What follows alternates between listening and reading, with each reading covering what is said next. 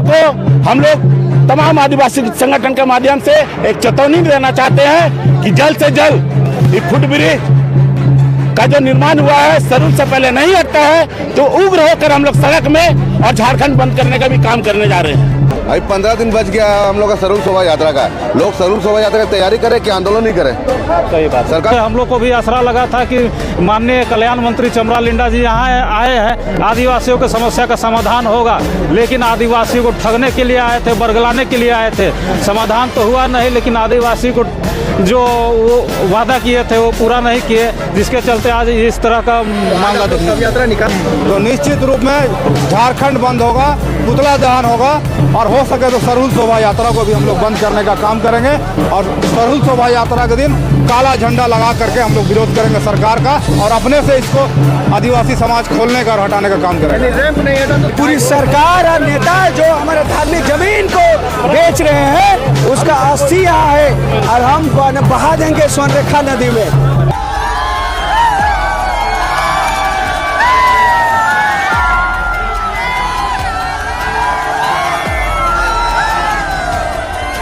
लंबे समय से आदिवासी समाज का एक मांग है कि हमारे धार्मिक स्थल जो शरण स्थल है उसको कैसे बचाया जाए। इसको लेकर तमाम आदिवासी संगठन के लोग अपने आवाज को बुलंद करते हुए माननीय हेमंत सोरेन से भी मुलाकात करते हुए, चमरा लिंडा से बात करते हुए हम लोग ने अपने फरियादों को रखा। मगर कहीं न कहीं ये भ्रष्ट सरकार, ये आदिवासी अबुआ सरकार बोल के आदिवासी को ठगने और झेलने का काम कर रहा है। ऐसे सरकार को हम लोग तमाम आदिवासी संगठन के माध्यम से एक चेतावनी देना चाहते हैं कि जल्द से जल्द ये फुटब्रिज का जो निर्माण हुआ है सरूल से पहले नहीं हटता है तो उग्र होकर हम लोग सड़क में और झारखंड बंद करने का भी काम करने जा रहे हैं। तमाम मंत्री विधायकों का जो शर्म से मर जाना चाहिए। 28 का 28 आदिवासी विधायक आज तक सदन में बात अपने धर्म स्थल को लेकर नहीं रखने का काम किया, वैसे व्यक्ति का भी पुतला जलेगा आज। जैसा कि आप जानते हैं कि विगत 2 महीने से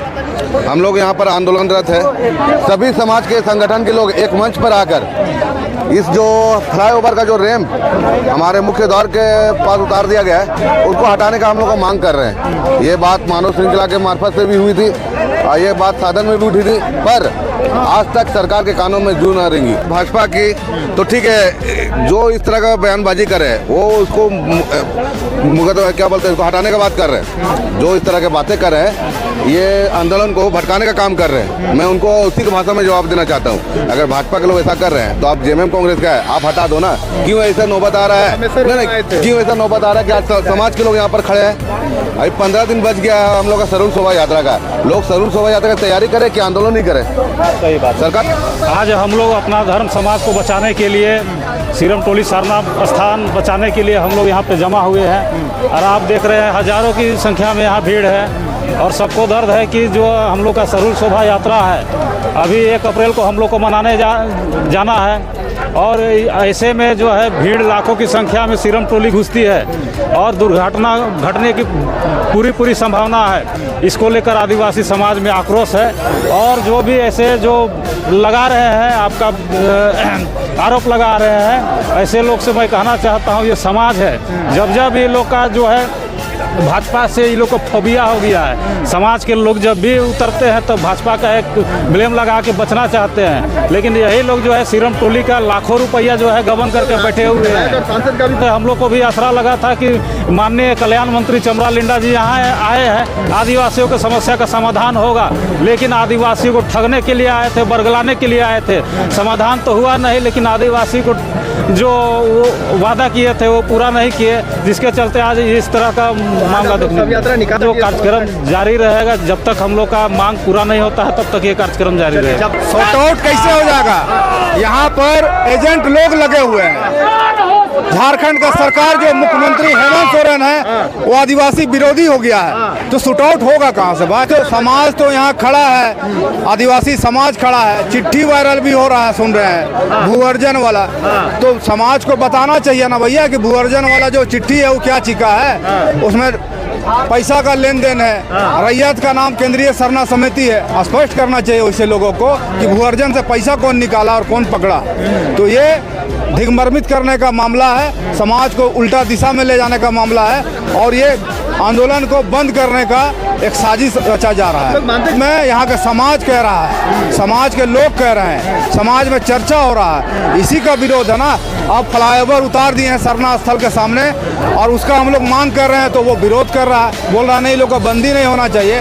तो इससे साफ जाहिर होता है ताला धार्मिक स्थल है, कोई भी मरा हुआ का शरीर सरना स्थल से नहीं निकलता। आदिवासी परंपरा के हिसाब से हम लोग उसका विरोध नहीं करते हैं। हम लोग का जो कोई मर जाता है आदिवासी समाज में तो अखड़ा में नियम है, अखड़ा में किया जाता है।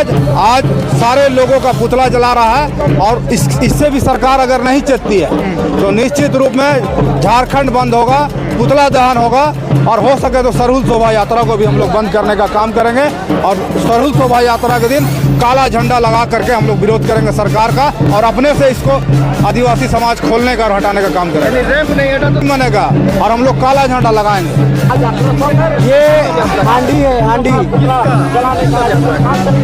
अभी हमारा जो चुप है, जिसे हम विधानसभा में बोलने के लिए भेजते हैं, जो हम आदिवासी आरक्षण के साथ उनको विधायक बनाते हैं, वो सिर्फ अपना पार्टी का चापलूसी करते हैं। हमारा आदिवासी मुद्दों पे बात नहीं करते। हमारा भूयेरी जमीन, पहनाई जमीन, मतोई जमीन का रसीद कटवा के सीओ वीडियो से हमारा धार्मिक जमीन को भी खतरा है। देखिए यहाँ 3-3 महीने से हम लोग रोज दिन अपना कोई टेम्पू चलाना छोड़ के आ रहा है, कोई फुचका बेचना छोड़ के आ रहा है और हम युवा चना बेच रहे हैं और यहाँ हमारा वोट से मलाई खा रहा है यहाँ का नेता। तो रेम हटाने के लिए आप वादा किए थे कि मुंबई से इंजीनियर मंगाएगा, आपके इंजीनियर का हवा में लटक गया क्या? अभी तक पहुंचा नहीं है। कौन सा प्लेन से आ रहा है? तो अगर आप लाखों करोड़ों इंजीनियर खर्चा करके बुला रहे हैं, नहीं आ पा रहे हैं, तो बाल इंडिया से आप ये लीजिए, एडवाइस लीजिए कैसे पुल बनाया जाता है।